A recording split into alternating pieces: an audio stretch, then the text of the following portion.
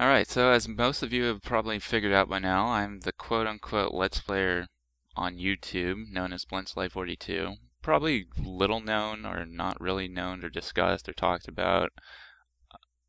When I first started my YouTube career, I was only recording gaming footage of games that I was playing, like new releases, or games I haven't thought about playing at all, and or underplayed titles that really didn't get attention. And I guess I did it for popularity reasons, or to prove that I was a gamer, or to prove that I was a Let's Player. But the problem is I wasn't doing it in the style of the Let's Player. I didn't do the game research. I was doing many of them blind. I didn't really know anything about the games I was playing. I was just complaining about it. I was sucking at it, and that doesn't make for good video footage. Now don't get me wrong, not all of them are complete crap. Some are worse than others. Some are better than others. My more recent videos anyway have been, I guess, I've been getting pretty good responses on them. With the exception of maybe Modern Warfare 2, because I have to come up with the decision whether I'm going to keep uploading part after part of the same game, and it kind of gets repetitive. There's only so much I can do. So I'm thinking maybe only the exceptional or the really, really bad games will get uploaded, or something amazing like a random knife throw or a tactical nuke that I get, or something like that, you know? Because I'm more or less I'm trying to get to level 70, not necessarily 10th prestige or unlocking all the achievements in the game. That's another thing. I mean, people think I may be a noob or a shitty LPer, which may be true, but the games I've chosen to play are pretty difficult if you look at them.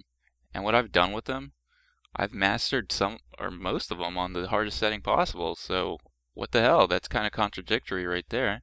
Let's take a quick look at what I've pretty much beaten. I platinumed Uncharted 2. I've beaten Maximo Ghost of Glory twice.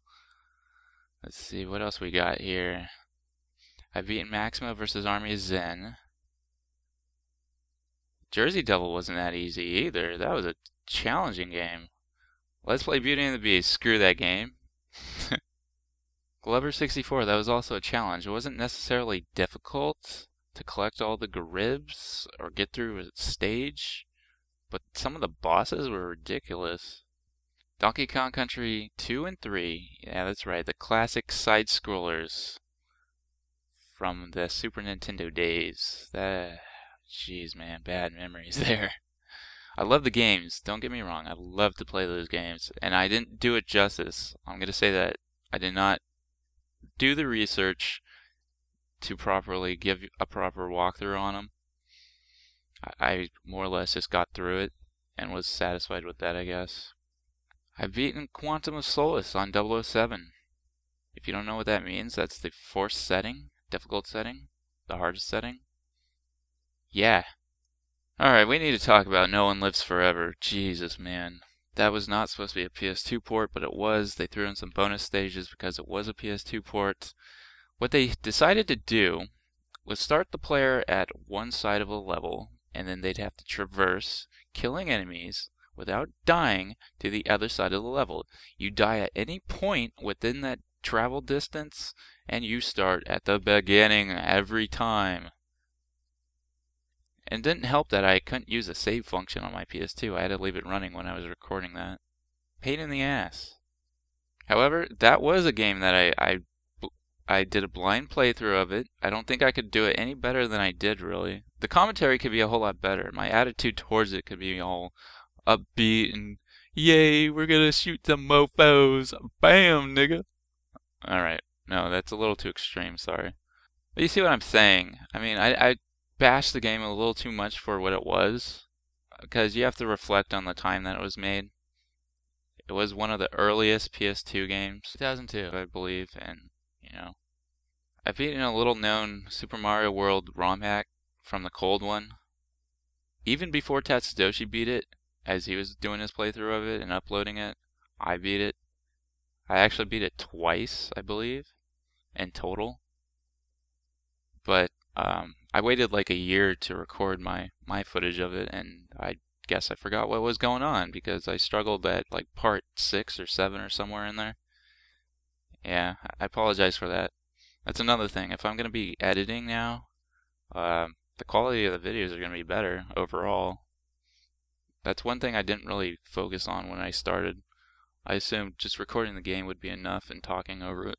And that's the wrong approach to take. I don't know if you want to count co-op 007 Nightfare arena battles, but that's one that I did with my cousin. We've beaten it many times like that, and actually we got through it pretty fast. All we did was put the bots on the hardest setting and went at it, cussing all the way through to the end. Good times though. And then we come to Sonic Spinball. Oh my god. I've never beaten that game in my life until the one I recorded for YouTube. And it was as hard then as I remember. I believe I played that game for like 3 hours straight because I kept getting to the 6th level and not finding it impossible to beat. It was just driving me insane. I apologize for the commentary on it, but I, you know, it's what more can you ask? It's live commentary.